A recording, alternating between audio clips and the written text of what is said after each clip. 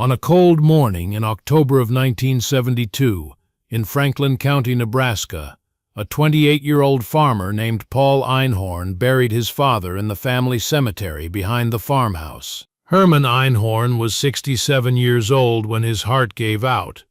He'd been a quiet man, a farmer who worked his land, paid his debts, and never talked much about himself or his past. Paul had grown up on that farm, worked beside his father since he was old enough to hold a wrench, and yet there were parts of Herman's life that remained mysterious even to his only son. The funeral was small. Herman had outlived most of his friends, and he'd never been the type to cultivate social connections. A few neighbors came. The Methodist minister said some words, and then Paul stood alone at the grave while everyone else drove away. He was 28 years old, unmarried, and now the sole owner of 200 acres of Nebraska farmland. It should have been the beginning of his adult life as a real farmer, finally stepping out from his father's shadow. Instead, it was the beginning of something else entirely. Let me tell you about the toolbox, because that's where this story really starts. A week after the funeral, Paul was cleaning out his father's workshop. The old man had accumulated 50 years of tools, parts, and equipment, most of it organized in ways that only Herman understood. Paul was sorting through it all, deciding what to keep and what to sell, when he came across a metal toolbox he'd never seen his father open. It was old, older than Paul. Older maybe than his father's time on the farm. The metal was rusted at the corners, and the latch was stiff from decades of disuse. Paul had to use a screwdriver to pry it open. Inside, he found what he expected: old wrenches, a handful of bolts and screws, some rusted drill bits, the detritus of a working life, nothing special. But beneath the tools, at the very bottom of the box, was something else, a piece of paper, yellowed with age and folded into quarters. Paul unfolded it carefully, afraid it might crumble in his hands. What he found made him sit down heavily on his father's workbench. It was a map, hand-drawn, in ink that had faded to brown. It showed the Einhorn farm in careful detail. The house, the barn, the property lines, the creek that ran along the eastern boundary, all of it rendered in his father's precise handwriting. And in the north pasture, near the old fence line, there was an X. Below the X, in the same faded ink, were words: 1943, only when you truly need it. Paul stared at the map for a long time. His father had drawn this in 1943, 29 years ago, when Herman was 38 years old and Paul wasn't even born yet. What had his father buried in that pasture? Why had he never mentioned it? Why leave a map instead of just telling his son what was there? The questions multiplied the longer Paul looked at the yellowed paper. Finally, he folded the map, put it in his pocket, and went to find some answers. Now let me tell you about the John Deere dealer, because this is where Paul made his first mistake. The dealer's name was Lyle Drucker, and he'd sold equipment in Franklin County for 20 years. He knew everyone, heard everything, and had opinions about all of it. Paul had known Lyle his whole life, had bought parts from him, listened to his advice, trusted his judgment on matters of farming and machinery. So when Paul walked into Drucker Equipment 3 days after finding the map, he thought he was consulting a friend. "Lyle, I found something in my father's things." "A map." Lyle looked up from his desk. "A map of what?" Paul unfolded the paper and showed him. "Of our farm. My father drew it in 19... There's a spot marked in the north pasture." Lyle studied the map, then looked at Paul with an expression that slowly shifted from curiosity to amusement. "Paul, are you telling me you think your father buried treasure on your farm?" "I don't know what he buried. That's why I'm asking." "You're asking me." Lyle started to laugh. "Paul, I sell tractors. I don't interpret treasure maps." The laughter grew louder. "Buried treasure, like a pirate story. Oh, that's rich." Paul felt his face flush. "My father wrote only when you truly need it." He must have meant something. He meant he was getting old and sentimental. Probably. Lyle wiped his eyes, still chuckling. "Look, Paul, Your father was a good man, but he was also a bit odd. You know that. He probably drew this map as a joke, or forgot about it, or who knows what. But what if? What if there's a pot of gold buried in your pasture? Lyle shook his head. Paul, you're 28 years old. You're not a child anymore. Your father left you a farm. A real farm, worth real money. Focus on that instead of digging holes looking for fairy tales. Paul folded the map and put it back in his pocket. Thanks for the advice, Lyle. Anytime. Lyle was still smiling as Paul walked out. Hey, if you find a leprechaun out there, let me know. The laughter followed Paul out the door. By that evening, the story had spread through half the county. Let me tell you about the mockery, because that's what Paul lived with for the next 3 years. Within a week, everyone in Franklin County knew about Paul Einhorn and his treasure map. Lyle had told the story at the feed store, at the diner, at church, anywhere people would listen. And people loved to listen. Did you hear? Paul Einhorn thinks his daddy buried treasure in the back 40. Treasure? Like gold doubloons? Who knows? He's got a map and everything. X marks the spot. The laughter was constant. People called him Treasure Hunter Paul, or Pirate Paul, or just the Einhorn boy with the map. They asked if he'd found any doubloons yet. They suggested he buy a metal detector. They wondered aloud if maybe Herman Einhorn had lost his mind before he died. Paul's first instinct was to put the map away and forget about it. The humiliation was intense, and a part of him wondered if Lyle was right, if his father really had just been confused or sentimental, or playing some kind of joke. But something stopped him. It was the handwriting on the map, that careful, precise lettering that Paul had seen on hundreds of documents over the years, feed orders, equipment manuals, letters to suppliers. His father never joked. His father never did anything without a reason. If Herman Einhorn drew a map and marked a spot and wrote only when you truly need it, then Herman Einhorn meant exactly that. Paul started digging in the spring of 19... Now, let me pause here and ask you something. Have you ever believed in something that everyone else thought was crazy? Have you ever kept going when the whole world was laughing at you? That's what Paul Einhorn faced. Every morning he got up, did his farm work, and then spent his evenings digging in the north pasture. Every week, someone made a joke about his treasure hunt. Every month, he found nothing. But he kept digging. Let me tell you about the digging, because that's where Paul's character showed itself. The spot marked on the map was in the north pasture, near an old fence line that hadn't been used since Paul's grandfather's time. The ground there was hard. Decades of grass and roots had compacted the soil into something that felt more like concrete than dirt. Paul started with a shovel. When that proved too slow, he borrowed a post hole digger. When that broke, he bought another one. He dug in the evenings after his farm work was done, sometimes by lantern light when the days grew short. The hole got deeper. 2 feet, 3 feet, 4 feet, nothing. His neighbors drove by and watched him dig. Some stopped to offer advice. Paul, you're wasting your time. There's nothing down there, son. Your father would be ashamed to see you like this. Paul kept digging. His wife Martha, they'd married in the summer of 1973, 6 months after he started, stood by him even when her own family questioned her judgment. Martha, you married a crazy man. He spends every night digging holes. He's not crazy, Martha would say. He's determined.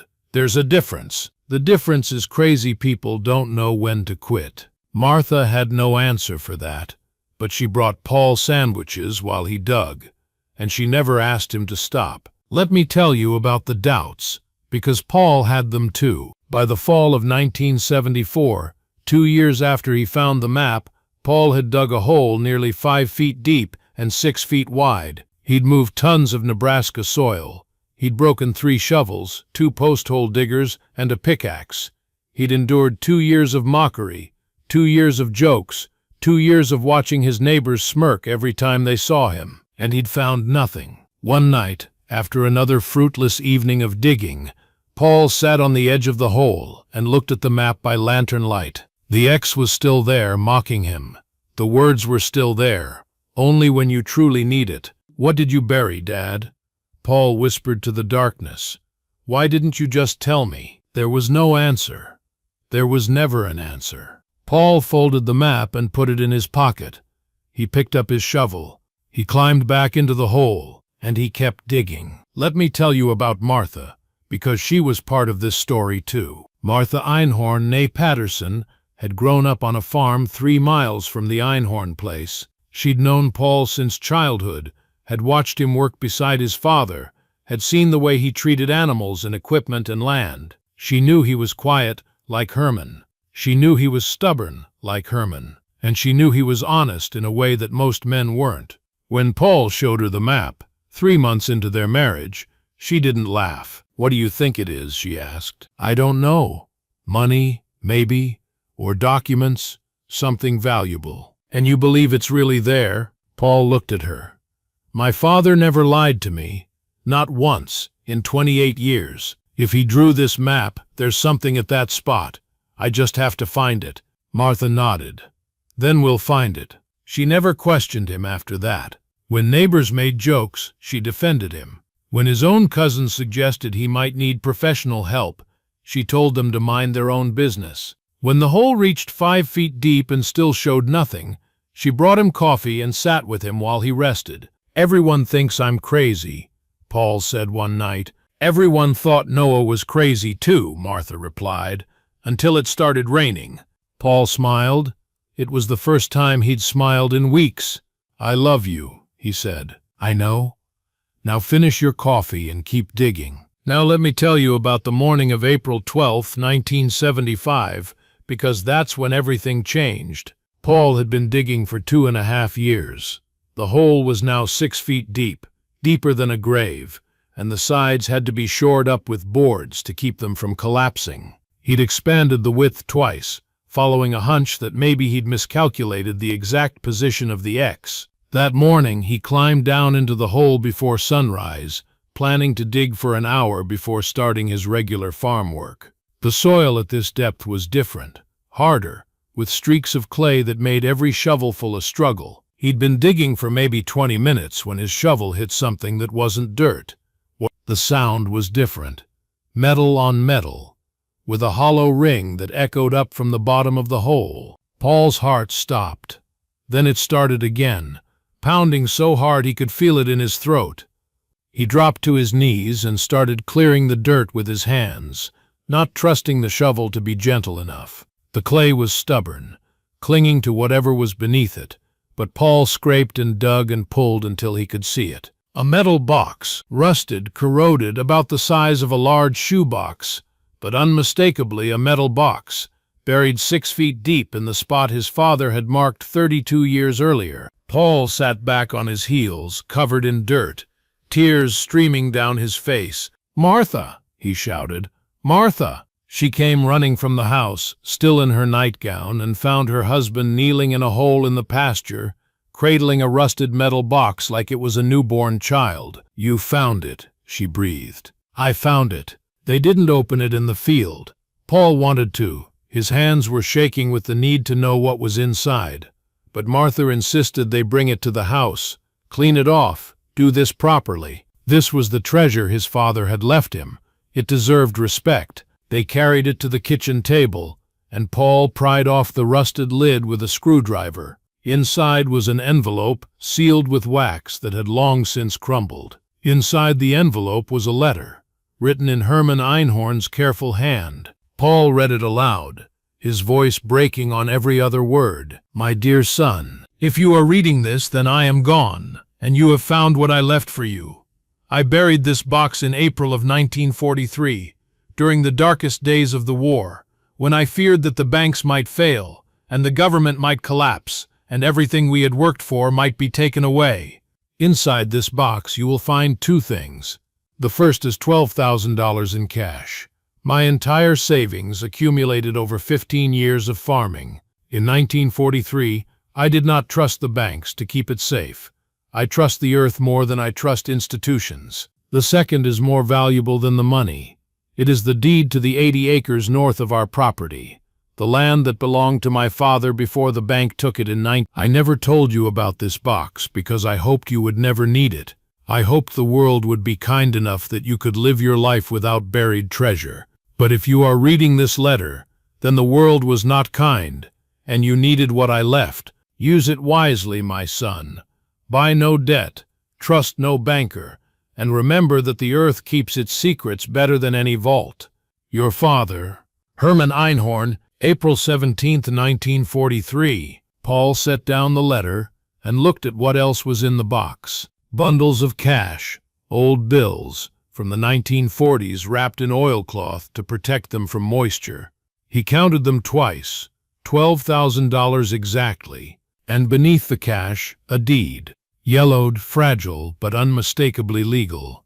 A transfer of 80 acres from one Ernst Kaufmann to Herman Einhorn, dated March 3rd. 80 acres that Paul hadn't known existed. 80 acres that belonged to his family, waiting all these years to be claimed. Paul looked at Martha.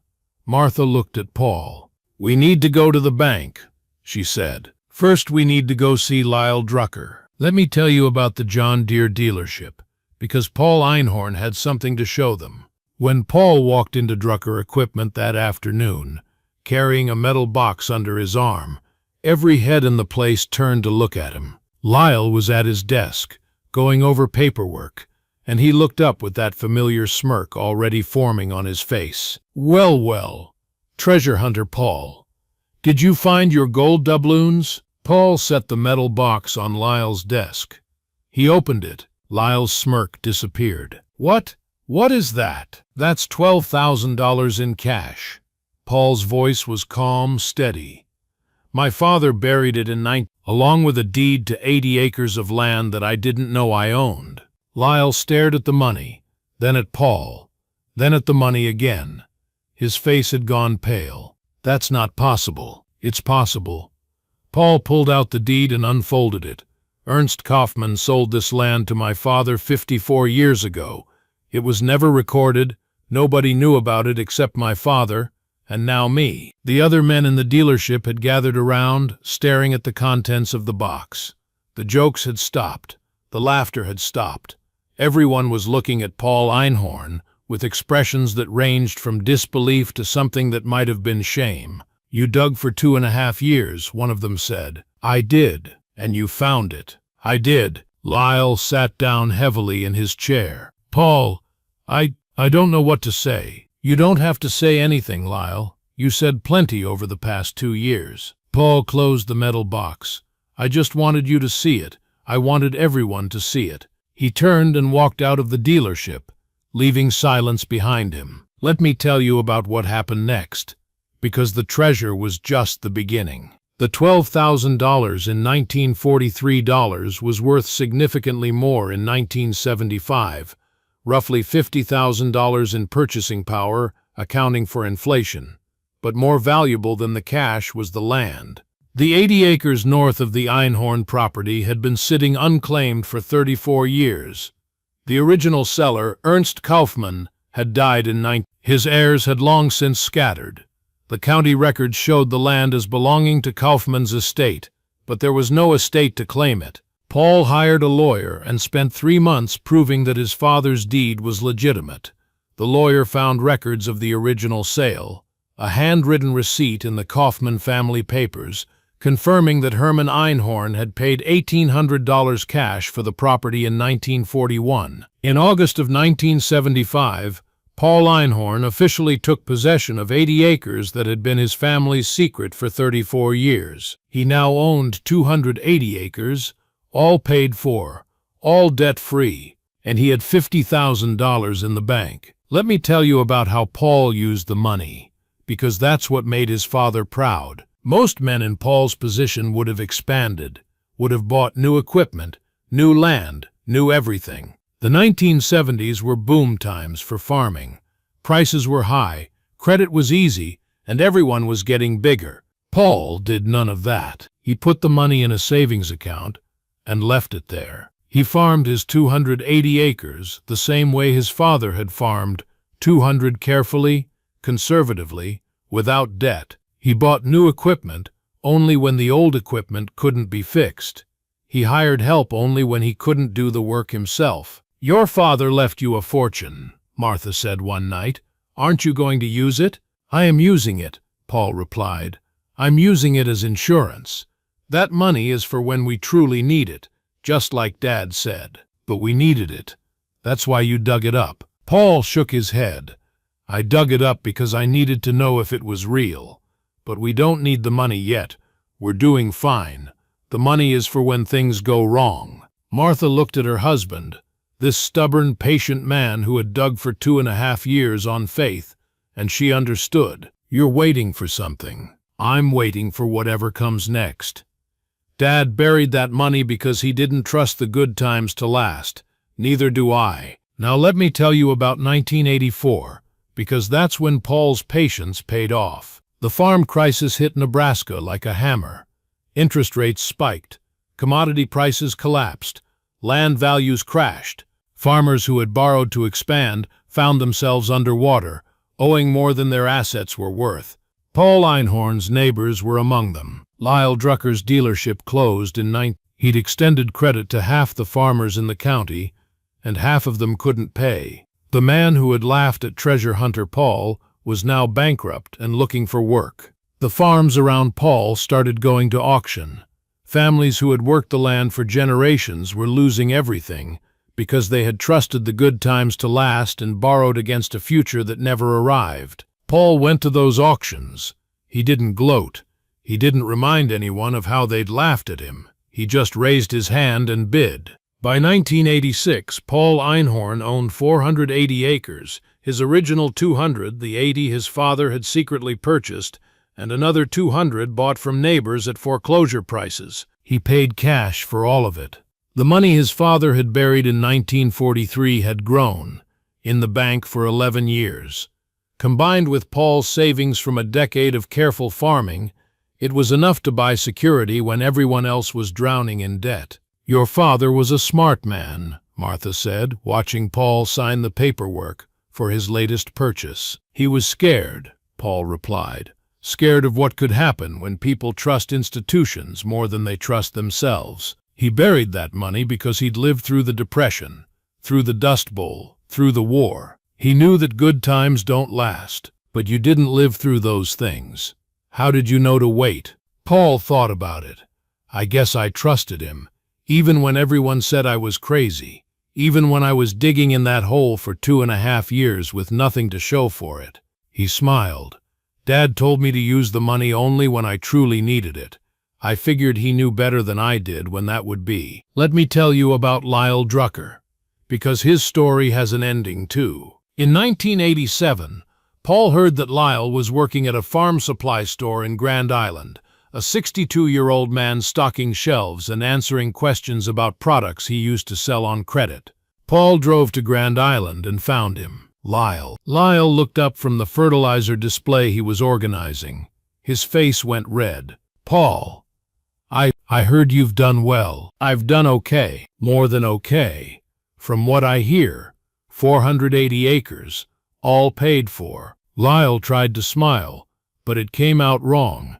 "I guess I was wrong about that treasure map." "You were wrong about a lot of things." Lyle flinched. I know I was." He looked down at his hands, soft hands, hands that had never done real work. "I'm sorry, Paul, for laughing at you, for telling everyone, for—" He trailed off. Paul was quiet for a moment. Then he said something that surprised them both. "My father left me more than money, Lyle. He left me a lesson. He taught me not to trust people who laugh at things they don't understand." He reached into his pocket and pulled out a piece of paper, a business card. "I'm looking for someone to manage equipment sales for my operation. It's not a big job, but it's steady work. You interested?" Lyle stared at the card. "You're offering me a job? After everything I said?" "I'm offering you a chance. Same as my father offered me when he drew that map." Paul shrugged. "What you do with it is up to you." He walked out of the store, leaving Lyle holding the business card, tears running down his weathered face. Let me tell you about the map, because that's where this story ends. Paul Einhorn died in 2008, at the age of 64. He'd worked his farm until the last year of his life, just like his father before him. The 480 acres passed to his son Herman, named after the grandfather who had buried a fortune in faith and fear. But the map didn't go to Herman. Paul left it to the Franklin County Historical Society, along with the metal box and a copy of his father's letter. The exhibit opened in 2009. It includes the yellowed map, the rusted box, the original bundles of cash, now replaced with replicas. The real money stayed in the family, and the deed to 80 acres that sat unclaimed for 34 years. The placard beside the exhibit reads, "The Einhorn Map, a father's faith, a son's determination." In 1943, Herman Einhorn buried $12,000 and a secret land deed in his north pasture, leaving only a hand-drawn map for his son to find. For 32 years, the treasure lay hidden. Then, in 1972, Paul Einhorn found the map in his father's toolbox and spent 2.5 years digging while his neighbors laughed. On April 12, 1975, Paul's shovel struck metal. The treasure was real. This exhibit reminds us that faith sometimes looks like foolishness, and that the ones who laugh loudest are often the ones who understand least. Every year, on April 12th, the Einhorn family gathers at the museum for a private viewing. They tell the story to the youngest generation, how great-grandfather Herman buried his savings because he didn't trust the banks, how grandfather Paul dug for years while everyone mocked him, how the family survived the 1980s farm crisis because of money hidden in the ground for 40 years. The lesson is always the same. Trust the people who came before you. They knew things you don't. They saw things you haven't. And sometimes they leave you treasures that take years of faith to find. Paul Einhorn dug for 2.5 years on nothing but a yellowed map and his father's promise. Everyone laughed. He kept digging. And 6 feet down, in that Nebraska pasture, he found exactly what his father said he would find. That's the power of faith. That's the legacy of patience. That's what happens when you trust your father, even when the whole world says you're crazy.